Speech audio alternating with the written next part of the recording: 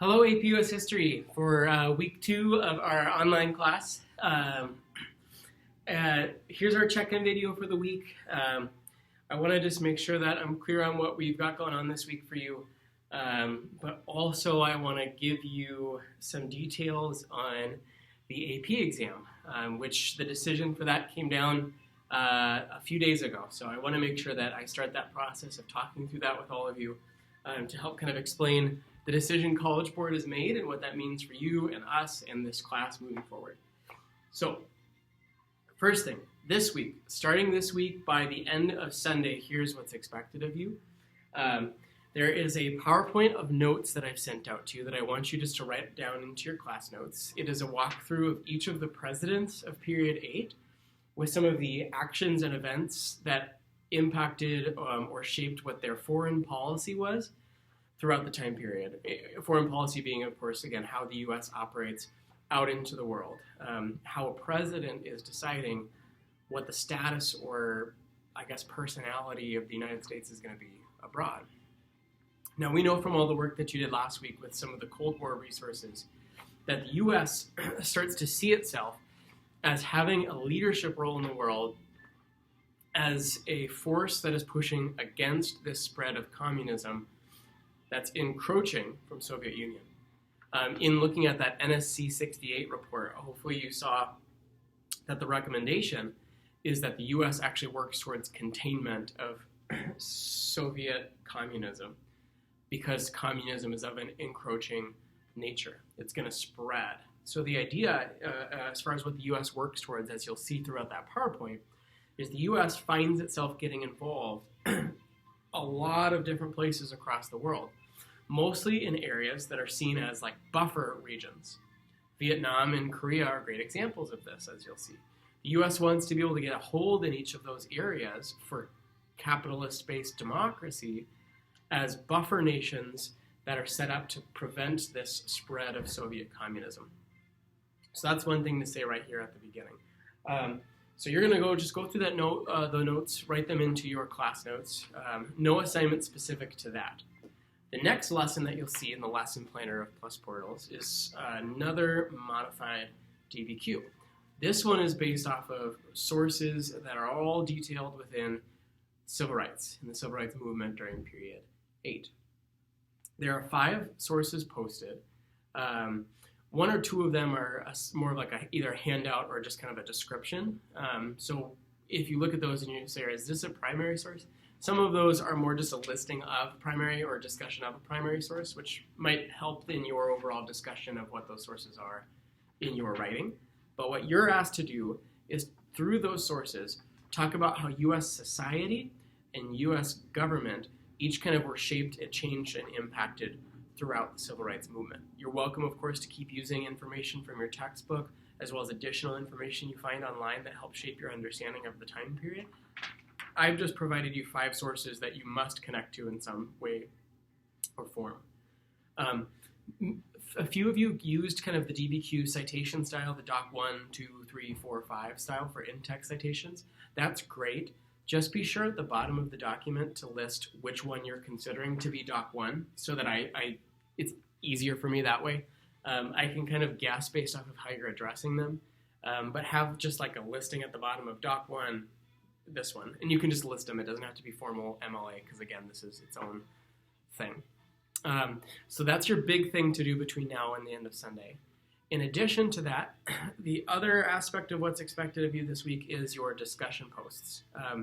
I'll be honest with you, I'm a little bit concerned over the how few of the prompts are up at this time.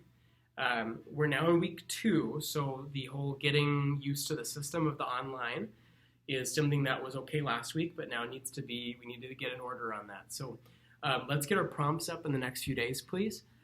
But to account for all of the rest of you who might get nervous about waiting till the weekend, if a prompt is not posted, and for this week you have topics 22, 23, 24, 25, 26, 27, and 28 due in discussion. If a prompt isn't posted by this Friday at 3 p.m., then you do not need to post a reply to it, even if a prompt gets posted. So just check the post times on those prompts. If it's sometime posted over Friday night or this weekend, you do not need to actually do it.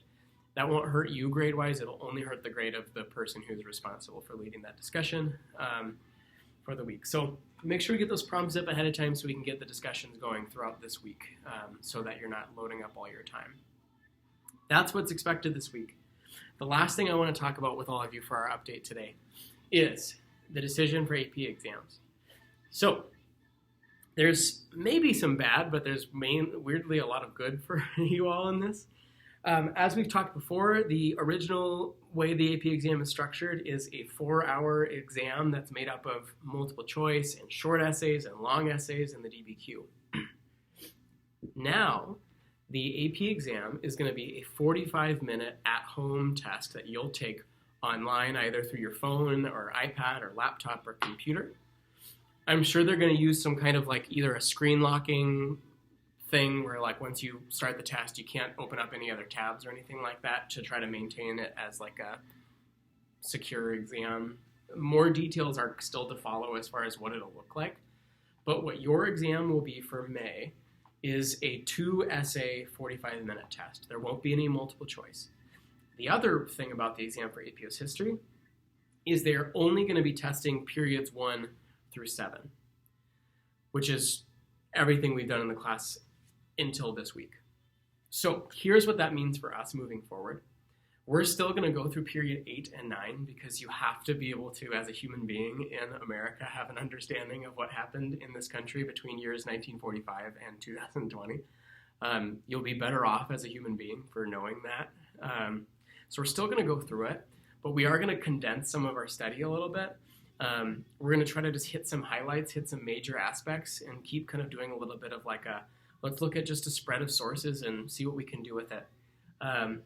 But we're going to go away from then some of the deep dive into some of the really specific details about these units so that we can get to our time to review periods 1 through 7 a little bit earlier in our calendar. We're still going to maintain the textbook reading. We're still going to maintain discussions on Turnitin because those will be helpful for you all just to talk through what you're learning together. But we're going to try to earlier get to our review so that we can really dive into periods 1, 2, 3, 4, 5, 6, 7 because I want to help you all be as comfortable, confident, and ready to go as possible in what will be a different style of an AP exam. In a lot of ways, I think a 2-essay 45-minute exam is probably for most of you going to be a better format because by a 4-hour exam, who knows kind of how much your kind of mental academic stamina still stands after hour 3, which is then when you'd be getting to your long essay. So a shorter time, less to do, that's mostly good news. We know that it'll be covering less time periods, which again is also good news, and it's all stuff we've covered already. So that gives us time to be able to really zero in on periods 1 through 7 at an earlier rate of time. They're still going to release some details as far as when the exams are then, everything like that, how to access them, which I'll get to you when I have them. But that's the update for now. So some good news, mostly just different news. But I'm excited to get to help you guys get prepared for that period 1 through 7, 45-minute 2-essay AP exam. That's what the week holds for us as far as our assignments and your notes and lessons and everything.